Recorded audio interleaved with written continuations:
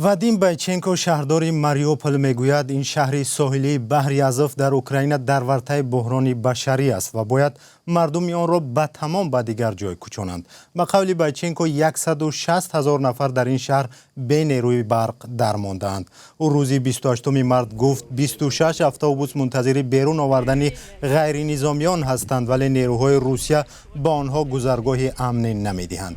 در دیگر گوشه های اوکراین نیروهای روسیه همچنان بمباران زیربنیادهای مهم را ادامه میدهند. بنا به گزارش خبرگزاری اسوسییتد پرس شام 27 مارس نیروهای روسیه یک انبار بزرگ نفت در ولایت جنوب و غربی والین را با موشک زدند. صوفت برهانوف روزنامه‌نگار تاجیکی مقیم شهر ادیسه اوکراین نیز هفته گذشته همراه با 11 خانواده تاجیک از این کشور بیرون شد و حالا در آلمان قرار دارد. بر اساس آخرین آمارها از آغاز جنگ تا کنون حدودی 2,500 شهروند تاجیکستان از اوکراین بیرون شدند. اکثر آنها زنان و کودکان و دانشجویان بودند. پیش از آغاز برنامه از برهانوف پرسیدم که چرا از ادیسه بیرون شد؟ بمب‌ها می‌ترکیدن، دیسانت‌هاشون می‌در اومدن.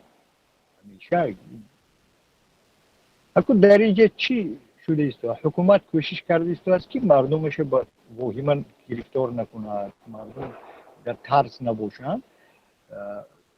بسیار چیزهایی هست که نه اوکراینی ها میگویند نه هیچ کسی نمیگوید، برای که بی‌سامونی در میان مردم شود. یکی ترکیش ها هست، کشورهای روسیه بالای هر یک شهر اوکراین هست. سپس از این از خبرنگار مهاجر تاجیک پرسیدم که به وجه عموم وضع تاجیکان در اوکراین چگونه است؟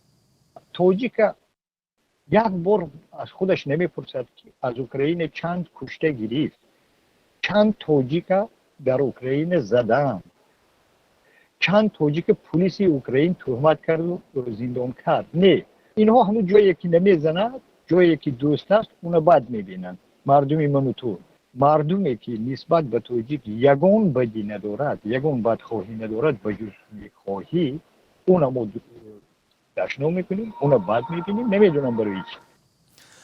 در ادامه مصاحبه از صوفت برهانوف پرسیدم که چرا برخی در تاجیکستان با آنچه در اوکراین میگذرد باور ندارند و بیشتر حادثه ها را از نگاه مطبوعات روسیه بها میدهند. در ادیسا بگویم نیم زیادی آدما خواهشمند جهانی روسی بودن. 3-4 روزی آغاز همین جنگ‌های هم مردم باور نداشتند که جهانی روسی به این درجه واهمناک است، به این درجه خوب نیست. جهانی روسی پوتینی یعنی انتظار هم بودن بعضی ها، برای بودن که پوتین میباید خوبی میشه. مردم که در خانه هاشون خواب بودن و شب بالای خانه هاشون بمبه های پوتین افتید، اینا گفتن که بمبه که افتید توی جلو نمیکنه، روس هستی، تاجیک هستی، چغیز هستی، همین زیر یک بمبه زیر یک خوب میمونید. همین خیل نیستی یک تاجیک نه ارتش اوکراین، نه پلیس اوکراین، نه یگون سازمان اوکراین به جنگ نه دعوت میکند نه اجازت میدهد که او به جنگ اینو داخل شود. جنگشون خودشون کلیز دادن. اگر گوییم که یگون کسی یک تاجیک مجبوری جنگ میبرد، در اینجا چیز هیچ وقت نمیشه. صوفت برهانوف روزنامه‌نگار تاجیک مقیم اوکراین بود که بعد تجاوز روسیه به آلمان پناه برده است.